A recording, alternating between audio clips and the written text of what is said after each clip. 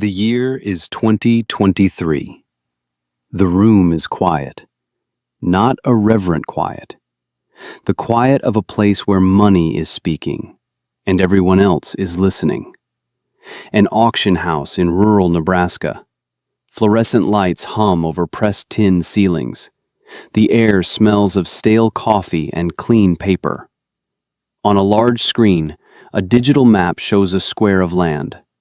Parcel 7B. A perfect section. 640 acres of prime bottomland. The auctioneer, a young man in a crisp shirt, clears his throat. His voice is calm. Final. Sold. For $3.2 million. He pauses, looks at his screen. Sold to Miller Farms Incorporated. A low murmur moves through the room. Miller Farms, of course. In the back row, an old man sits very still.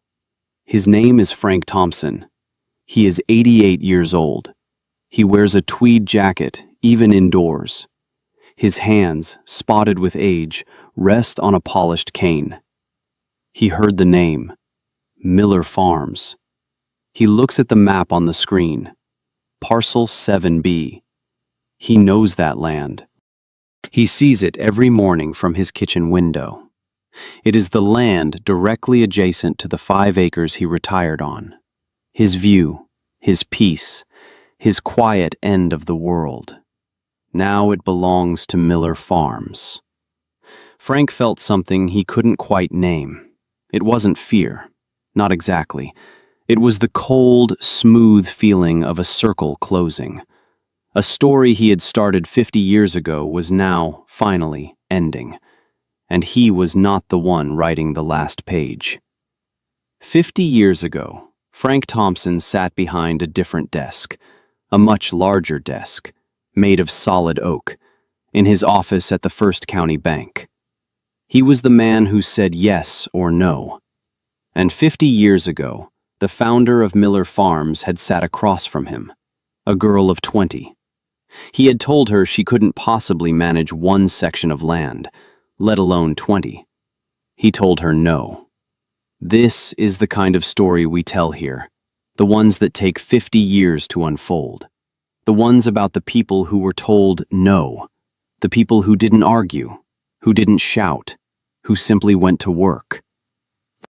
If you believe in the long game, subscribe to this channel, because the story of Sarah Miller is a story you need to hear. What happened next changed everything. Let's go back to the beginning. The year is 1973, March. The Nebraska winter is losing its grip.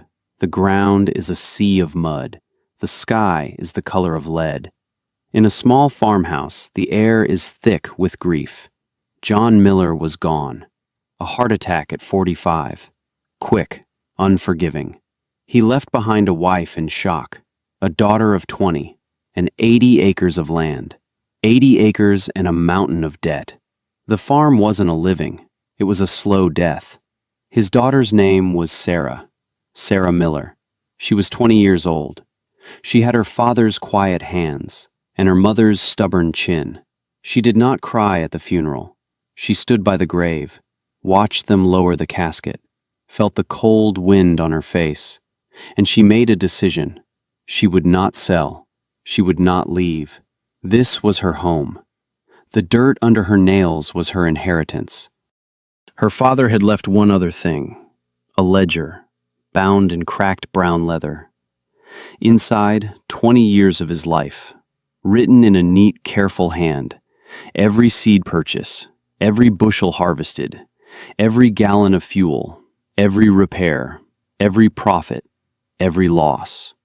The numbers told a brutal story, a story of working harder and harder, for less and less. 80 acres was not enough. It was a trap, too small to be efficient, too big to walk away from. Sarah spent nights at the kitchen table, the ledger open under the single bare bulb. She read it like a Bible. She learned the rhythms of the land, the language of the seasons, the cold arithmetic of survival. She knew the farm was failing, But in her father's numbers, she saw not just a history of struggle, she saw a map, a path he was trying to find, a way out. Then opportunity came. It arrived in a notice from the county. The section of land next to theirs was for sale. The old Henderson place, 640 acres. It had been fallow for 5 years. The fences were down, the soil was tired, the weeds were winning. It was a mess, which meant it was cheap. For Sarah, it was more than cheap. It was a chance, the only chance. With that land, their farm could be viable. They could achieve scale. They could survive. She did the math, over and over, in the back of her father's ledger, her pencil moving with a desperate certainty. She calculated yields, input costs, loan payments. It was tight, dangerously tight. But it was possible. She just needed the money. She needed a loan. She needed the bank. She needed Frank Thompson. She put on her best dress, a simple blue one her mother had made. She brushed her hair until it shone. She put her father's ledger in a worn satchel, and she drove the old Ford pickup into town. The First County Bank was a fortress of brick and marble. It was built to look permanent, to look certain. Frank Thompson's office was on the second floor. The door was solid oak. His name was in gold letters. President. Sarah took a deep breath, and she knocked. Frank Thompson was a good man. Everyone in town said so. He was a deacon at his church. He coached Little League. He served on the hospital board. His handshake was firm. His smile was kind. His office was warm. Pictures of his wife and 2 smiling sons stood on the credenza. A plaque for Community Man of the Year hung on the wall. He remembered Sarah from when she was a little girl. He had known her father. "I was so sorry to hear about John," he said. "He was a good man, a hard worker." "Thank you, Mr. Thompson," Sarah said. Her voice was steady. She sat in the leather chair across from his massive desk. She felt small, but she would not act small. She opened her satchel. She placed the ledger on his desk. The worn leather looked out of place on the polished wood. "I'm here about the Henderson place," she said. "I want to buy it." Frank's smile tightened just a little at the edges. He leaned back in his chair. He steepled his fingers. "The Henderson place," he repeated. "That's a lot of land, Sarah." "I know," she said. "I've done the math." She opened the ledger. She showed him her calculations, her projections, her neat columns of numbers. She spoke for 10 minutes, clearly, confidently. She laid out her plan for crop rotation, for restoring the soil, for managing the debt. She had thought of everything. When she was finished, the office was silent. Frank Thompson looked at her. Then he looked at the ledger. He sighed, a soft, paternal sound. "Sarah," he began. His voice was gentle. It was the voice of a man who was about to deliver a difficult truth. The voice of a man who was certain he was right. "I knew your father for 25 years. He was one of the best farmers in this county. But even he couldn't make 80 acres work. He tried. Lord knows he tried." "This is different," Sarah said. "This is about scale." Frank shook his head slowly. "No, this is about risk. This is a huge risk. That land hasn't been worked in years. It'll take a fortune just to get it plantable. The equipment you have, it's not big enough. The hours. Sarah, do you understand the work involved? It's a job for 3 men, not 1. His voice trailed off. He didn't say the word, girl, but it hung in the air between them, thick and heavy. "I understand the work," she said. He leaned forward. His face was a mask of sincere concern. "I'm not going to be the man who loans John Miller's daughter the money to lose his farm. I can't do it. I won't. The bank's board would never approve it. It's too much for you. A girl your age all alone out there? It's not right." He believed it. Every word. That was the devastating part. This was not cruelty. It was kindness. A terrible, suffocating kindness. He thought he was protecting her. He closed the ledger. He pushed it gently back across the desk. "Now," he said, his voice brightening, "here's what I can do. I can approve a small personal loan. Enough to help you and your mother get settled in town. You can sell the farm, pay off the debts. You're a smart girl. You could get a good secretarial job, start fresh. It's for your own good, Sarah. It's the sensible thing to do." Sarah looked at him. She saw the certainty in his eyes, the absolute conviction that he knew what was best for her. She felt a cold, quiet anger rise inside her. Not the hot anger of a fight, something different. The quiet indignation of being erased, of being dismissed. She stood up. She took the ledger from his desk. She did not argue. She did not plead. She simply looked him in the eye, and she delivered the quiet devastation. "So you've already decided for me." She turned and walked out of his office, leaving him in the certain, comfortable silence of his own good intentions. She drove home. The world outside the truck window was a blur of gray and brown. She did not cry. The anger had burned the tears away. She walked into the farmhouse. Her mother was lying down. Her grandmother, Eleanor, was at the kitchen table, mending a pair of work gloves. Her hands were gnarled with arthritis, but they were steady. Eleanor looked up as Sarah came in. She did not ask. She waited. Sarah sat down at the table. She placed the ledger between them. "He said no," Sarah said. Her voice was flat, empty. "He said I should sell the farm, move to town, be a secretary." Eleanor stopped sewing. She looked at her granddaughter's face. She saw the flicker of defeat in her eyes. She reached out. Her worn, wrinkled hand came to rest on the leather-bound ledger, on top of a generation of work, a generation of struggle. She said 5 words. 5 words that would become Sarah's creed. "The land doesn't care." Sarah looked up. Her grandmother's eyes were clear and hard as winter stone. "The land doesn't care who you are," she repeated. "It only cares what you do." A silence settled over the kitchen. The quiet decision was made. They would not sell. They would not run. They would find another way. Because the dirt is enough. The next morning, Sarah started selling things.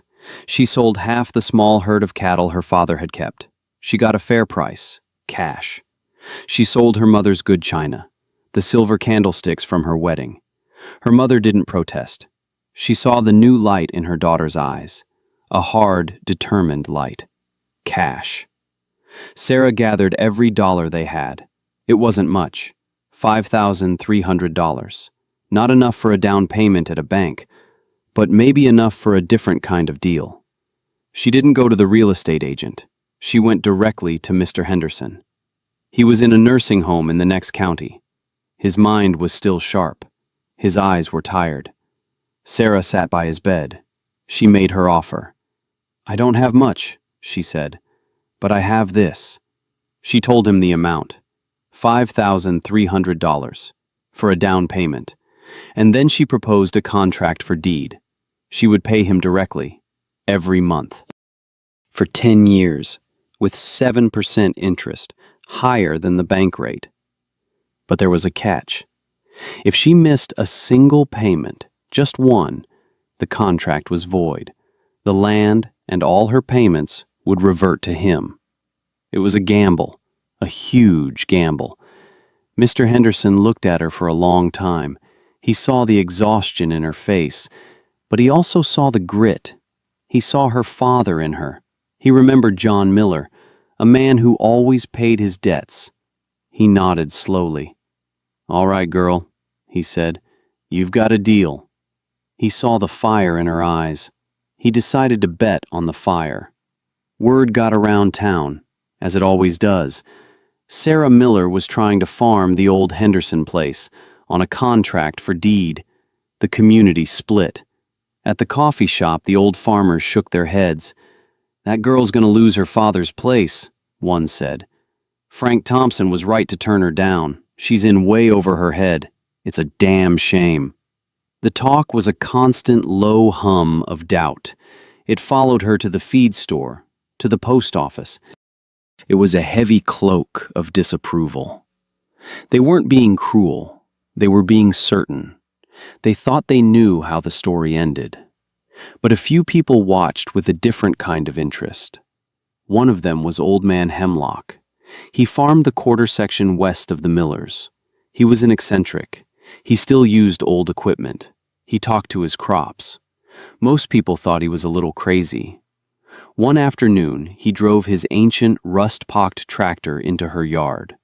It was an Alice Chalmers Model G from the 1950s. It looked like a museum piece. He shut it off. The engine coughed to a stop.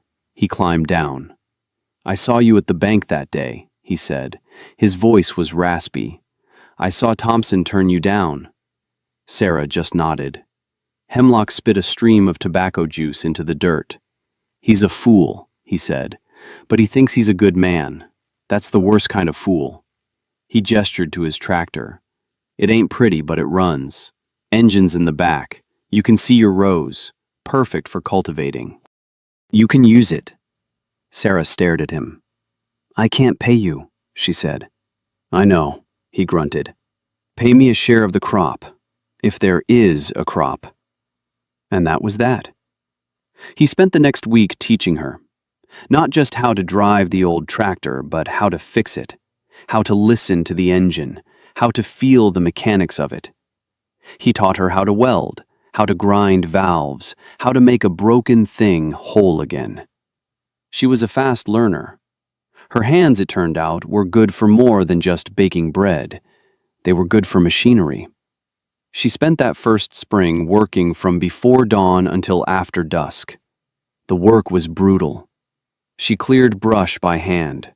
She pulled hundreds of old fence posts from the ground. She walked every one of the 640 acres, feeling the soil, reading the landscape. She used her father's ledger as her guide. She couldn't afford expensive fertilizer, so she planted legumes to fix nitrogen in the soil, clover and alfalfa, just like her grandfather had. She couldn't afford hybrid seed, so she planted open-pollinated corn, saving the best ears for next year's seed. She wasn't just farming. She was rediscovering a lost art, the art of self-sufficiency, the art of making do. She was inventing. She was surviving. The land was responding, slowly, grudgingly. The green shoots of clover began to cover the tired soil. A promise, a beginning. Have you ever been told you couldn't do something by someone who thought they were protecting you? Someone who genuinely believed they were being kind? Someone who smiled while they closed the door in your face? Let us know in the comments. Because that certainty, that kind refusal, is the hardest wall to climb. It cannot be fought with anger. It can only be disproven. And Sarah Miller was just getting started. Let me tell you about the next 50 years. The work was a rhythm. Sunrise, sunset, planting, harvesting. The years began to stack up, like cordwood for a long winter. 1978. She paid off the contract for deed, 2 years early. She drove to the nursing home, handed Mr. Henderson the final check, cash. He shook her hand. His grip was weak, but his eyes were proud. "I knew you had it in you, girl," he whispered. The news made it back to town. Frank Thompson heard about it at the diner. He was having lunch with the mayor. He just shook his head, a small, knowing smile on his face. "She got lucky," he said. "A couple of good years of rain. It won't last." But it did last. 1982. Sarah bought the 80 acres to the north. The land was played out. The farmer who owned it had used too much chemical fertilizer. The soil was dead. Sarah bought it for a song. Cash. She didn't plant corn or soybeans. She planted buckwheat, a cover crop, to choke out the weeds and add organic matter to the soil. The other farmers laughed. "She's planting weeds to get rid of weeds," they said. The next year, she disked it under and planted winter wheat. Her yields were 15% higher than the county average. The laughing stopped. 1985. The farm crisis hit. Commodity prices collapsed. Interest rates soared. Farmers who were leveraged to the hilt began to go under. They had loans from Frank Thompson's bank, loans for big new tractors, for massive combines, for land bought at inflated prices. Frank Thompson had to foreclose on men he'd known his whole life. It was business, he said. It was painful, but it was necessary. Sarah had no debt, not a penny. Her equipment was old, but it was paid for. Her land was hers, free and clear. A neighbor to the east went bankrupt, a good man, a good family. The bank was auctioning off his farm, a quarter section, 160 acres. Sarah went to the auction, but she didn't bid. She went to the farmer the night before. She sat at his kitchen table, and she made him an offer. A fair price, more than the bank would get at auction. Cash. He cried when he signed the papers, but he knew the land was going to someone who would care for it, someone who understood. The mantra played in her head, a quiet, constant hum. The land doesn't care who you are, it only cares what you do. Frank Thompson saw it all. He couldn't help but see it.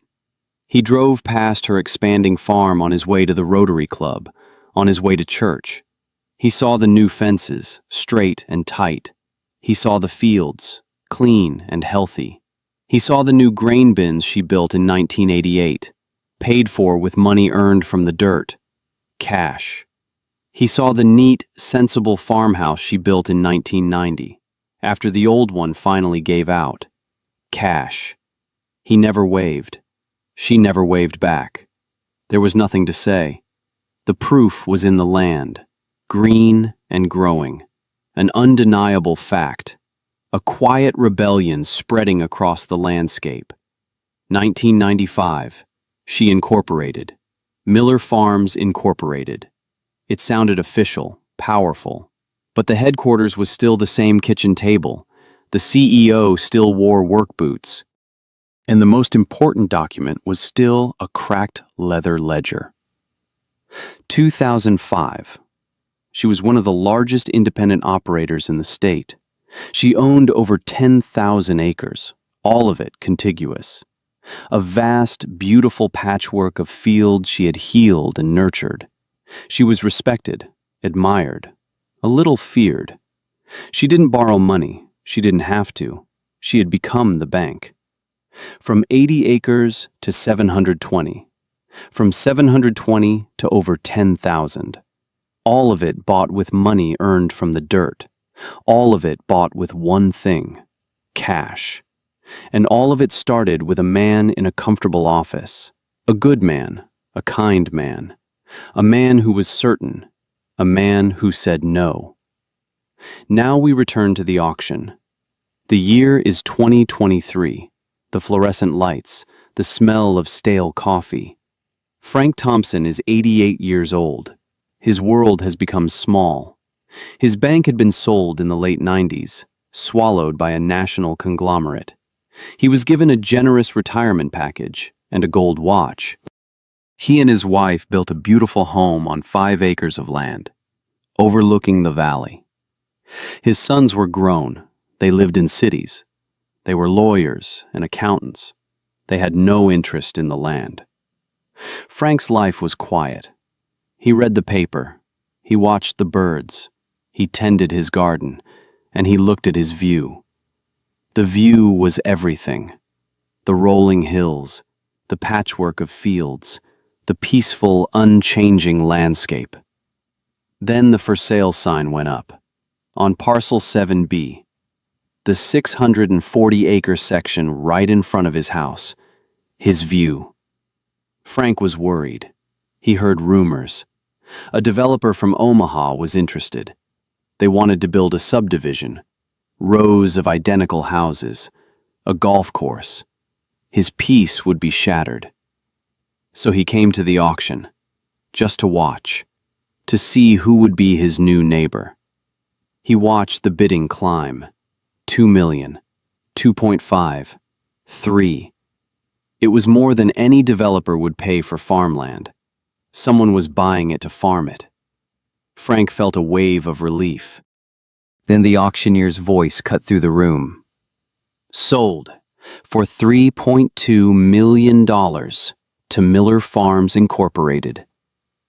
The circle was closing. A few days later, a pickup truck pulled into his driveway. A clean but unremarkable Ford F-150.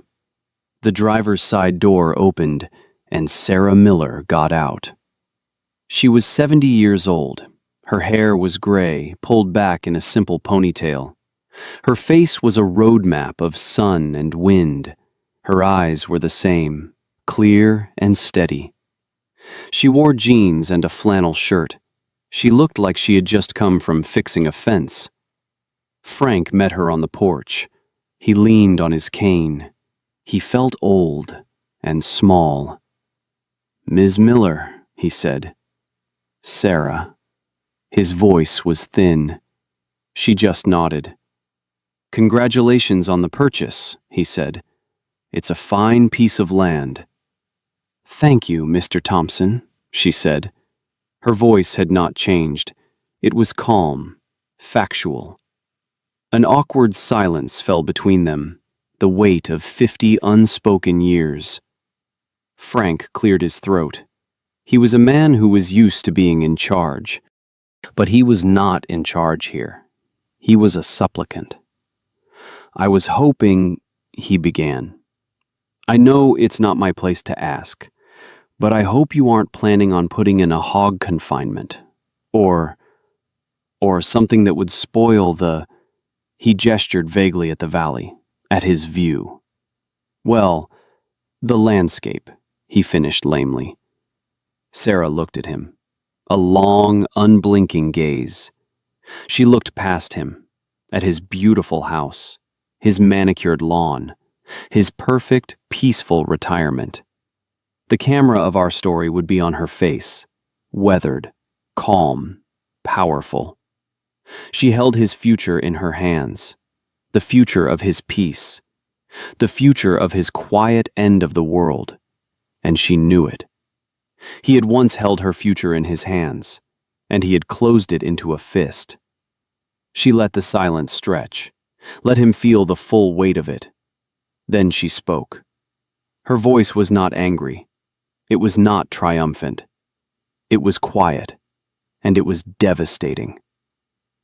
"Mr. Thompson, 50 years ago, you sat behind your desk, and you decided what my future should be.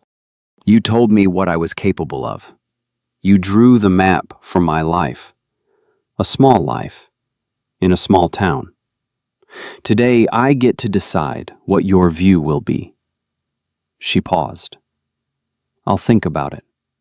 She got back in her truck. She did not look back. She drove away, leaving him alone on his porch, with nothing but his view, and the crushing weight of a debt he could never repay. So what happened next? What did she do with the land? She didn't build a hog farm. She didn't put up a feedlot. She didn't sell it to a developer. she did something else. Something that no one expected. She put the entire section into a conservation trust. She worked with the state university. She planted the 640 acres with native grasses, big bluestem, switchgrass, Indian grass, the grasses the pioneers had seen. She restored a wetland in the low-lying areas. It became a wildlife sanctuary, a haven for pheasants and deer, for migrating birds. Frank Thompson got to keep his view. In fact, it was more beautiful than ever. Every morning he would look out his window, and he would see not a monument to her success, but a monument to her grace. It was a gift and a judgment, both at the same time. A quiet, constant reminder of the woman he had underestimated, the future he had failed to see. Because the legacy was never about the money or the land. It was about something bigger. In 2010, she established the Miller Agricultural Scholarship for young women. It was for girls who wanted to farm. The first requirement on the application was simple. You had to have been denied traditional financing from a bank. You had to have a letter of refusal. You had to have been told no. The first recipient was a young woman from the Sandhills. Her name was Maria. She used the money to buy a small herd of grass-fed cattle. Today, she runs a successful direct-to-consumer beef operation. She has 3 daughters. They all know the name Sarah Miller. The legacy is in the soil. Sarah's granddaughter, Chloe, got a degree in soil science. She came back to the farm. She is now the head of operations for Miller Farms. She is implementing regenerative agriculture techniques, no-till farming, complex cover crop cocktails, rotational grazing. The land is healthier than it has ever been. The carbon content in the soil is increasing every year. The farm is not just sustainable, it is healing the earth. And on the old kitchen table, in the new farmhouse, sits a cracked leather ledger. Sometimes, Chloe will open it. She'll run her finger over her grandfather's neat, careful handwriting. Then she'll turn the page and see her grandmother's notes in the margins. Fierce, determined pencil strokes, ideas, calculations, dreams. A history of quiet rebellion, a testament to the long game. The most dangerous limitation is the one imposed by someone who genuinely believes they are protecting you. Certainty about another person's capabilities, delivered with kindness. It is more damaging than outright hostility, because it cannot be fought with anger. It can only be disproven, with decades of work, with a quiet, unshakable belief in yourself. The land doesn't care who you are. It only cares what you do. Right now, somewhere in the world, a young woman is sitting across a desk from a man who is about to tell her what she is capable of. He will sound reasonable. He will sound kind. He will believe he is helping. This story is for her. If you know someone who needs to hear that the long game is the only game that matters, share this story with them. Subscribe for more stories of quiet rebellion. And tell us in the comments about the person who believed in you when no one else would. The person who looked at you and didn't see a risk, but an opportunity.